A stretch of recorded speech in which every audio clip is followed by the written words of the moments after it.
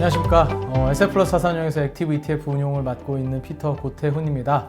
오늘도 저희 10월의 운용 보고를 드리기 위해서 찾아왔고요. 그 전에 간단하게 질문 주셨던 내용들 가지고 좀 답을 드리면서 앞부분 시작하도록 하겠습니다. 첫 번째 질문부터 한번 그럼 바로 좀 들어가 보겠습니다. 액티브 ETF를 통틀어서 유독 비중이 증가된 기업에 대해서는 언급을 해주시면 좋을 것 같습니다. 말씀 주신 것처럼 저희가 월간 운용 보고를 통해서 계속 그런 부분들을 말씀드리긴 하는데 펀드가 이제 8개이다 보니까 하나하나를 다 집중적으로 말씀드리진 못해서 그 부분은 내용은 블로그에 좀 제시해서 말씀드리고 있고요. 그럼에도 불구하고 가장 중요했던 기업이나 실적, 저희가 비중을 많이 바꾼 기업들은 언급을 드리고 있으니까 참고해 주시면 좋을 것 같고, 앞으로도 저희의 실제 운용 경과에 따라서 말씀을 드릴 수 있도록 포인트를 좀 더 맞춰 나가도록 하겠습니다. 그리고 두 번째는 코리아 플랫폼 액티브 ETF 블로그 게시글에 달린 댓글이었는데요. 원화연금 비중이 왜 이렇게 높은 거죠? 라고 말씀하셨는데, 이제 국내 플랫폼 기업들에 대해서도 저희가 고민을 굉장히 많이 하고 있습니다. 사실 글로벌 빅테크 기업들이나 AI 시대의 변화 과정에서 경쟁력을 발휘하는 글로벌 기업들이 많이 나오고 있는데, 국내 플랫폼 기업들이 아직은 그런 모습들이 좀 안 나타나다 보니까 저희가 국내 플랫폼 기업들에 대해서는 고민을 좀 많이 하고 있는 단계이긴 합니다. 근데 그거 전에 일단은 저희가 항상 실적 발표 이전에는 비중을 조금 내려놓고 그 다음에 실적 발표를 하면서 실제로 저희가 생각하는 비즈니스 모델대로 가고 있는지를 점검하고 다시 한번 비중을 늘리는 편이기 때문에 코리아 플랫폼이 다른 펀드들에 비해서는 조금 더 현금 비중이 높기는 하지만 그렇게 굉장히 초과한 수준은 아니다. 그래서 전반적으로는 저희가 이제 분기 초가 시작되고 실적 발표하기 전까지는 약간의 조금 정리를 좀 해놓고 실적 발표하면서 다시 한번 비중을 채우는 방식이기 때문에 지금 이제 국내 기업들, 플랫폼 기업들도 실적 발표를 하고 있어서 서서히 조금 더 주식 편입비는 올려갈 것으로 봐주시면 좋을 것 같고요. 그리고 이제 세 번째는 SF플러스가 보는 사이버캡 궁금합니다라고 말씀해 주셨는데, 사이버캡이나 테슬라는 사실 저희가 얘기하기 시작하면 10시간도 얘기할 수 있는 주제이긴 한데 저희가 관련된 내용은 좀 다른 컨텐츠로 다시 한번 좀 준비해서 말씀을 드릴 수 있도록 하겠습니다. 저희가 워낙 테슬라에 대한 이야기들은 많이 드려왔기도 하고 저희도 주목해서 보고 있는 포인트들이 있기 때문에 말씀을 또 드리도록 하겠습니다. 그리고 이제 왜 이렇게 배경이랑 어색하죠? 라는 이제 피터 본부장 AI인가요? 이런 질문이 있었는데 AI처럼 정말 철저한 답변을 하고 언제든지 막힘없는 답변을 할 수 있으면 좋겠지만 사실 저는 AI는 아니고 실존 인물이고요. AI는 저보다 아마 훨씬 더 잘생기게 만들지 않았을까 라는 생각을 하고, 다만 이제 저희가 배경에다 크로마키를 좀 쓰기 위해서 이제 블루 스크린 같은 형태로 하다 보니까 제 모습이 다소 좀 어색해 보일 수 있다는 점은 저희도 알고 있으니까요. 영상의 품질을 위해서도 저희가 계속 노력을 하고 있으니까 그 부분은 좀 참고해 주시면 좋을 것 같습니다. 그 외에도 저희의 포맷에 대해서도 의견이 있으시면 남겨주시면 저희가 참고해서 반영할 수 있도록 하겠습니다.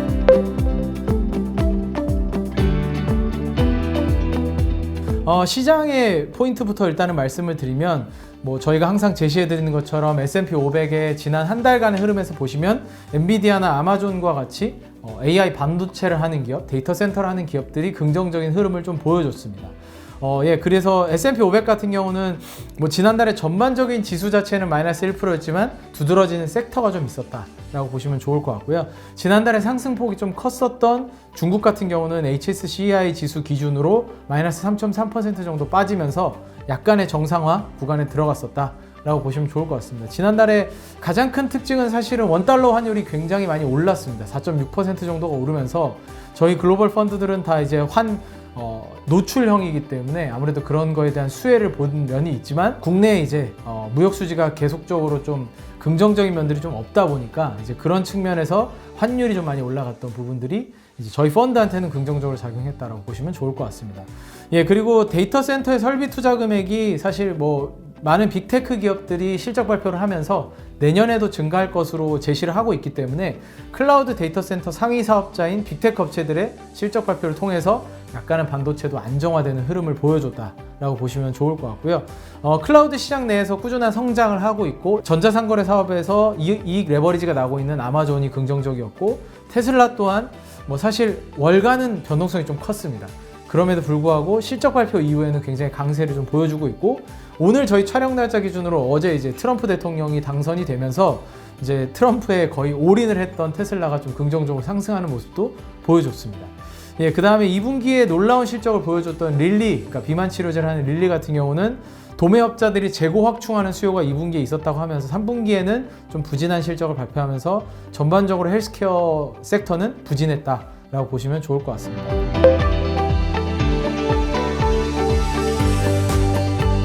저희가 주요하게 편입하고 있는 종목들의 강세가 있으면서 일부의 차익 실현은 좀 진행을 하였습니다. 테슬라 같은 경우도 그랬고 팔란티어 같은 경우도 AI 서비스가 지속적으로 확대되면서 매출 확대가 일어나면서 큰 폭으로 상승을 해서 저희가 일부 차익 실현을 했지만 두 종목 다 고편입은 여전히 유지하는 전략을 가져가고 있다라고 보시면 좋을 것 같고요. 시장의 대표적인 클라우드 서비스 프로바이더인 아마존, 마이크로소프트, 알파벳은 실적 발표뿐만 아니라 그 전부터 저희가 생각했던 포인트에 따라서 비중 조절을 진행했는데 비중 조절의 방향성은 어떻게 보면 굉장히 심플합니다. 앞으로의 데이터 센터 투자를 더 공격적으로 하겠다라는 기업들은 좀 배제를 했고 여전히 매출 성장에 맞추어서 어느 정도 발맞추는 투자, 조절하는 투자를 하겠다라고 발표했던 기업들은 비중을 확대했습니다. 물론 AI 서비스에서 지금 투자 비용을 확대해서 먼저 선점하는 것도 매우 중요하지만 그 과정에서 충분한 이제 서비스 매출도 나오면서 이게 동행하면서 가는 기업들이 저희는 이제 밸류 측면에서 더 긍정적이라고 보고 있고요. 시장의 성장과 동행은 여전히 이 기업들이 하고 있기 때문에 지금의 투자 기조로도 충분히 유지 가능한 기업들은 저희가 편입비를 확대하고 있다고 보시면 좋을 것 같습니다. 거기에 더해서 AI 데이터 센터의 확충으로 인해서 이들이 굉장히 전력 소모량이 높거든요.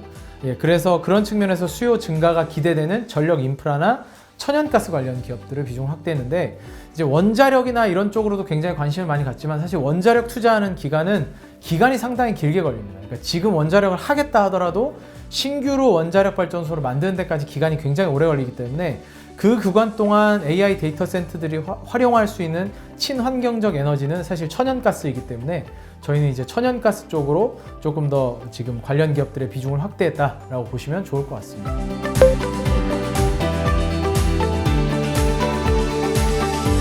월간의 주요 이슈로는 저희가 공교롭게도 어제 이제 그 대선 결과가 있고 난 다음이기도 했지만 테슬라의 3분기 실적 발표가 굉장히 중요했습니다. 제가 중앙일보 인터뷰를 통해서도 이 내용을 전달드리긴 했었는데 테슬라 3분기 실적 발표를 통해서 자율주행 시대가 다가오고 있음을 굉장히 느낄 수 있었는데요. 3분기 실적 발표가 숫자나 내용으로 굉장히 깔끔하게 시장의 기대치를 넘어서는 모습을 좀 보여줬는데요. 일단 숫자부터 먼저 한번 볼게요. 매출액으로 보자면 전년 대비해서 8% 성장을 하면서 역성장이 있던 부분들이 다시 돌아서는 모습들이 좀 보여줬고요. 가장 중요했던 건 사실 이런 매출에 대한 전망치는 지금까지 그러니까 완성차 업체들은 매 달마다 월 초가 되면 전월의 판매량을 발표하기 때문에 어느 정도의 추정치가 있었습니다. 결국 중요한 건 이걸 통해서 수익성이 얼마나 났느냐인데 그래서 매출 총이익률을 굉장히 중요하게 봐야 되는데 19.8%로 전년 대비해서도 성장을 하고 전분기 대비해서도 마진이 회복되는 모습을 보여주면서 수익성이 어느 정도 바닥을 지나는 모습을 보여줬다라고 보시면 좋을 것 같고요. 가장 긍정적이었던 부분은 차량 대당 원가가 하락했다는 부분인데 이게 제가 이제 단순 계산을 해보면 그러니까 매출 원가에서 차량 인도 대수로 나눈 거, 그러니까 차량 생산 대수로 나눈 걸로 단순 계산을 해보면 전년 대비해서 비용이 8% 수준 정도를 하락을 했습니다. 이게 계속해서 매출 원가가 하락하고 있는데 인상적인 부분은 지금 원가가 많이 들어가는 사이버 트럭이 들어갔음에도 불구하고 원가가 지속적으로 하락하고 있다는 건데 결국은 마진이 계속 개선되고 있고 꾸준하게 규모의 경제가 이루어지고 있다. 그런 측면에서 테슬라가 갖고 있는 장점은 충분히 발휘되고 있다고 보시면 좋을 것 같습니다. 그리고 이제 테슬라가 발표했던 가장 중요한 포인트 중에 하나는 지속 가능한 에너지로의 계속해서의 생태계를 만들어가는 건데요. 그 중에서 첫 번째는 당연히 전기차 판매를 많이 이루어야 되는 거고 두 번째는 태양광 에너지를 통해서 생산된 에너지를 저장하는 건데 에너지 저장 장치가 그래서 굉장히 중요합니다. 근데 이 에너지 저장 장치의 판매도 굉장히 성장을 많이 했는데 에너지 스토리지 부분의 성장률이 52%로 지속적으로 ESS 부분도 성장하는 모습을 보여주고 있고요. 전기차 판매 측면에서도 내년 상반기에 저가형 모델을 출시할 것으로 얘기를 하면서 차량 판매 대수에 대한 내년 성장도 조금 가능할 수 있겠구나 라는 전망치를 좀 주게 됐고요. 지금 이번 3분기에도 46만 9천 대, 그러니까 47만 대 정도를 판매를 하면서 전년 대비해서 9% 정도의 수량 증가도 이뤄냈습니다.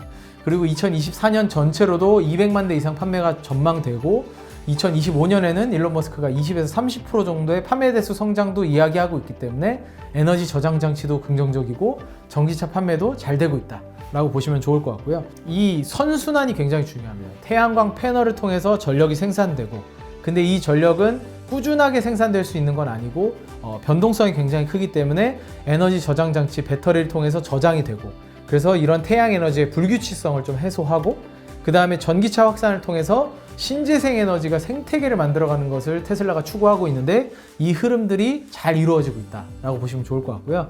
그 다음에 이제 가장 중요한 자율주행과 관련된 내용들이 가시성을 좀 확보하는 모습입니다. 2025년부터 유료 차량 공유 서비스를 실시할 예정인데, 사실 이 부분이 저는 개인적으로 일론 머스크가 트럼프의 배팅을 가장 세게 했던 이유라고 좀 생각을 하고 있는데, 유료 차량 공유 서비스를 가기 위해서 여러 가지 것들의 제도 개선이 좀 필요합니다. 지금 현재 핸들이 있는 모델도 그렇지만, 최근에 이제 사이버캡 발표를 하면서 나왔던 것처럼 핸들이 없고 페달이 없는 유형의 완전한 자율주행 택시 같은 경우에는 현행 규제로는 아예 차량 판매가 불가능하기 때문에 이런 규제가 완화될 필요가 있어서 이 완화 기조에 트럼프 정부랑 좀 더 함께하고자 하는 그런 니즈가 굉장히 크게 반영됐다라고 생각을 하고 있고요. 그래서 이제 유료 차량 공유 서비스 같은 경우는 테슬라가 이제 본사를 이전한 텍사스에서는 내년 초에 시행될 게 거의 확실시 되고요. 캘리포니아 같은 경우도 내년에 이제 제도 개선에 따라서 시행될 것으로 좀 보여지고 있습니다. 이미 그리고 사내 서비스를 통해서 한 1년 정도 서비스를 했다라고 하는데, 지난 사실 1분기에 실적 발표를 하면서 실적 발표 자료에다가 차량 공유 서비스에 대한 애플리케이션 그 캡처 화면 같은 것들을 좀 보여줬었거든요.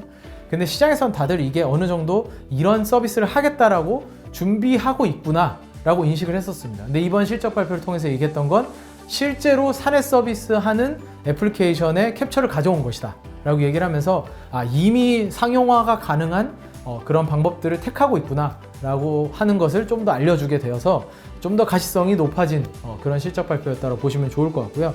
그 다음에 이제 자율주행 차량인 사이버캡에 대한 본격 생산은 내년 하반기 정도부터 2026년까지 확대하고, 연간 200만 대를 일단 기본적인 타겟으로 하고 있는데, 장기적으로는 연간 400만 대까지. 지금 테슬라가 연간 200만 대 생산을 하고 있는데 사이버캡만 200만 대에서 400만 대까지 증가하겠다는 거기 때문에 굉장히 큰 포텐셜을 가지고 있다라고 보시면 좋을 것 같습니다. 실적 발표 이후에 주가 상승이 있다는 점에서 단기적으로 약간 주의할 필요는 있겠습니다. 지금 이제 트럼프 당선된 이후에 하루에 14%가 올랐기 때문에 그 부분도 주의할 필요는 있지만, 사실 이 자율주행이라는 시장은 엄청난 파괴력이 있는 시장입니다. 사실 엄청난 파괴력이 있는 시장이기 때문에 중장기적으로 시대 변화를 주도하는 기업이라는 측면에서 반드시 동행해야 하는 기업이라고 생각을 하고요. 뭐 저희는 이제 글로벌 플랫폼뿐만 아니라 다른 포트폴리오에도 지금 편입을 하고 있는데, 단기적인 이슈가 있을 때는, 단기적으로 굉장히 급등할 때는 저희가 일부 차익 실현이 있을 수 있겠지만, 함께하는 기업으로서, 앵커 기업으로서는 함께 가져가야 된다 라고 생각하고 있는 저희의 생각은 여전하다라고 보시면 좋을 것 같습니다.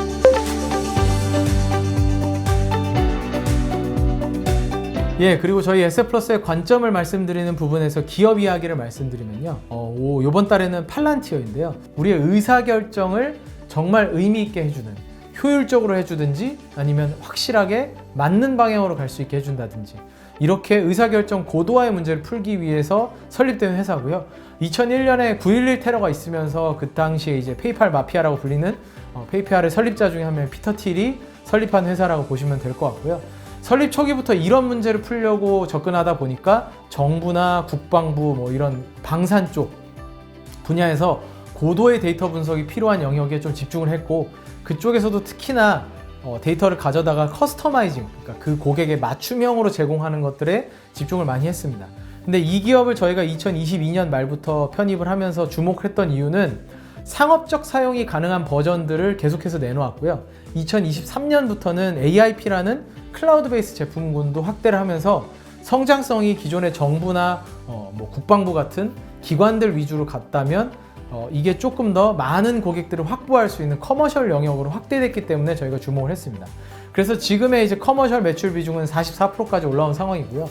사실 여전히 거버먼트, 그러니까 국방이나 정부 쪽의 비중이 더 높긴 합니다. 그리고 성장성도 여전히 많이 나오고 있는데, 글로벌 국방 예산이 증가하고 있는 과정에서 AI 국방에 대한 도입이 트렌드가 강화가 되고 있는데, AI 국방이라 하면 여러 가지 정보들을 분석해서 지금 가장 중요한 작전들을 수행하는 데 필요한 의사결정을 하게 만들어주는 것들이거든요. 이게 그래서 실제로 지금 뭐 우크라이나, 러시아 전쟁에도 적용이 됐었고 여러 지역의 전쟁에도 다 적용이 되고 있는 상황입니다. 그래서 이러한 그 국방비 지출 증가에 따라서 수혜가 있는 측면도 있기 때문에 정부 쪽도 커머셜 쪽도 같이 성장하고 있는 구간이다. 그리고 지금 커머셜 고객사가 굉장히 중요한 부분인데 저희가 이제 2022년에 처음 주목하면서 봤던 커머셜 고객사가 사실 그 당시에 300개도 되지 않았었습니다. 그러니까 이제 커머셜 고객사가 굉장히 적기 때문에 이 회사는 앞으로 확장성 있는 프로그램만 나오면 굉장히 많은 고객사를 확보할 수 있겠다라고 저희는 생각을 해서 앞으로의 성장 여력이 굉장히 높다라고 생각을 했고요. 실제로 뭐 서비스나우 같은 기업은 고객사가 8,000개 정도고 SAP 같은 경우는 2만 개 정도이기 때문에 이 회사도 한 6,000개까지는 성장할 수 있다고 보고 있는 상황이고요. 현재의 커머셜 고객사 아직도 한 500개 정도밖에 안 됩니다. 그래서 여전히 성장성은 많이 남아있다라고 저희는 생각을 하고 있는데 PER이 굉장히 높기 때문에 그 부분은 좀 하방 리스크 존재하는 부분에서는 조심은 해야 된다라고 생각은 하고 있습니다. 예, 그리고 이제 AIP를 통한 레버리지 효과가 확대된다는 건데 말씀드렸던 그 부분입니다. 그러니까 그 전까지는 굉장히 고객 맞춤형으로 하나하나가 고액의 프로젝트인데 프로젝트의 숫자는 적은 그런 식의 프로젝트를 진행했다면 이제는 AIP라는 프로그램을 통해서 좀 더 많은 고객들에게 빠르게 적용될 수 있도록 실제 예시로는 뭐 이렇게 들어가서 한 2주 만에 분석해서 바로 채택되는 그런 방식으로도 하고 있거든요.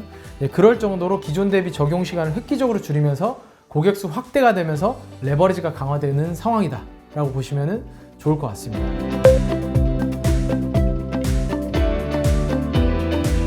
오늘은 또 취향 소비에 대해서 조금 더 말씀드리려고 합니다. 이제 이 취향 소비의 성장이 지속되고 있다는 측면인데 여러 분야가 있지만 이번 실적 발표를 통해서도 두드러지게 나타났던 기업들을 좀 말씀드리고 싶은데 일단 첫 번째는 팜마트라는 기업의 폭발적인 성장이에요. 팜마트라는 기업이 중국 최대의 피규어 판매 업체인데요. 피규어를 자체적인 IP로도 하기도 하고 라이센스 가져온 IP로 하기도 합니다. 근데 이제 이런 것들을 제작해서 판매하고 유통하는 비즈니스 모델을 가지고 있는데 이 피규어 시리즈를 그냥 제공하는 게 아니라 랜덤 박스 형태, 어떤 랜덤 박스를 사면 피규어가 랜덤하게 들어있어서 수집하는 사람들은 여러 개를 사야 되는 그런 형태죠. 근데 자체 IP 중에 하나가 혹시 이 이름을 얘기하시면 아실지도 모르는데 라부부라는 캐릭터가 있거든요. 이 라부부라는 캐릭터가 굉장히 폭발적인 인기를 얻으면서 가방 꾸미기 같은 거 할 때 거기다 이제 그 라부부 캐릭터를 달아서 다닌다든지 아니면 그 캐릭터를 따로 산다든지 이런 니즈들이 시장에서 많이 폭발적으로 성장하고 있고요. 4분기에는 할로윈데이나 성탄절, 연말 쇼핑 시즌들 같이 해외 매출 성장이 추가적으로 기대되기 때문에 앞으로도 이런 취향 소비는 성장 가능하다라고 생각을 하고 있습니다. 그 다음에 이제 러닝화 시장 성장을 주도하고 있는 데커스 같은 경우도 이번 분기 실적에서도 호카는 여전히 35% 성장을 하면서 전 세계적인 러닝 붐에서 좀 주도력을 가지고 있는 기업 중에 하나로 계속되고 있습니다. 근데 이 두 기업 다 엄청난 과거에 글로벌화 되면서 성장했던 나이키나 스타벅스 같은 이런 담론이라기보다는 전 세계적인 취향 소비의 증가인데 저희는 이거를 이제 원인과 대응으로 좀 나눠서 보겠습니다. 취향 소비 성장의 원인은 일단 소셜미디어의 발전이 가장 중요하다고 생각을 하고 있는데요. SNS 플랫폼들이 워낙 이제는 자리를 잡다 보니까 글로벌하게 어떤 트렌드가 확산되는데 시간이 굉장히 짧게 걸린다라는 점인데요. 그렇기 때문에 이런 보편화에 따라서 브랜드들도 홍보하는 비용이 굉장히 떨어지게 되고 전 세계적으로 확장하는데 그렇게 어려움이 없게 되면서 규모가 굉장히 빠르게 커지는 그런 시대가 왔다라고 보시면 좋을 것 같고요.